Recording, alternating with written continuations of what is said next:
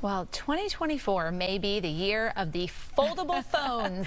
Making a comeback. Samsung is the first to do it, but this new year, we may see more companies following suit. Joining us to talk about smartphone trends in the new year is Lisa Eadicicco, Senior Mobile Editor for CNet. Welcome. Good morning. Thanks for joining us.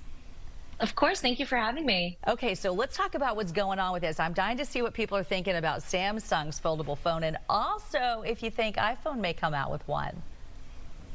Yeah, absolutely. So as you mentioned, Samsung was one of the first companies to do this. So they're really the leader in the foldable phone space right now. But throughout 2023, we saw a few more companies kind of jump on that bandwagon. Like Google, for example, released its first Pixel foldable phone, and then OnePlus also released its first foldable. So that's a sign, in my opinion, that this space is just going to grow. Now, as for Apple, that's a tougher question to answer because Apple doesn't always follow those industry-wide trends when everyone else is doing them. They typically wait until they have a product that they feel is ready, a use case that they feel is ready, and most importantly, that there's a demand for this type of technology. And we don't know exactly when that's going to happen, but foldables do tend to be pretty popular in the premium segment of smartphones, and that's where Apple usually does best. So there's a chance they could release a foldable phone in the future, but of course we just don't know when that'll be.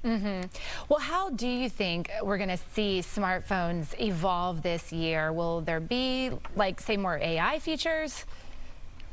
Yeah, absolutely. I think AI is going to be the big trend that we see in 2024. We already saw some of that towards the end of 2023, especially with Google's new Pixel phones. They came loaded with AI features that let you do things like resize and move objects in a photo, things like that. And I think we're going to continue to see more of that as the year goes on, for sure. We always know that people are keeping a close eye on what Apple will be doing next with the new iPhone. Any idea what the 16 will look like and differences we'll see there? Yeah, so we never really know until Apple announces the new iPhones, but based on reports from Bloomberg, we are expecting the new Pro models to have larger screens, and there also might be a new dedicated button for capturing video, which would be an interesting change. But I do think maybe the more impactful update this year will be Apple's new operating system update, which would be for the new iPhones and existing iPhones. And again, we don't really know what that's going to entail yet, but Bloomberg does report that we are going to be seeing some new AI features in that update. So it'll be interesting to see how Apple approaches that. How do you think people are feeling about the bells and whistles that these companies are adding to phones when a lot of folks have said that they want it to have their phones be dumbed down? 2023 was kind of known as the year the dumb phones became more appealing to some people. I mean, do you feel like a lot of people are ready to take a step back, or we're wanting to adopt even more tech? I think you have a mix of both. There are always going to be those early adopters, the people that rushed out to buy a foldable phone as soon as they were available back in 2019, right? Like, you're always going to have people like that.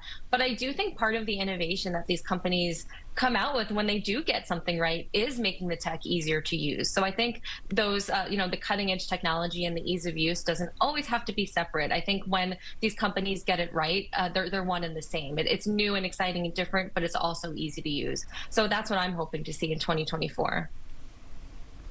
All right. Thank you, Lisa Eadicicco from CNet. Always good to have you here on Houston's Morning Show. Thank you for having me.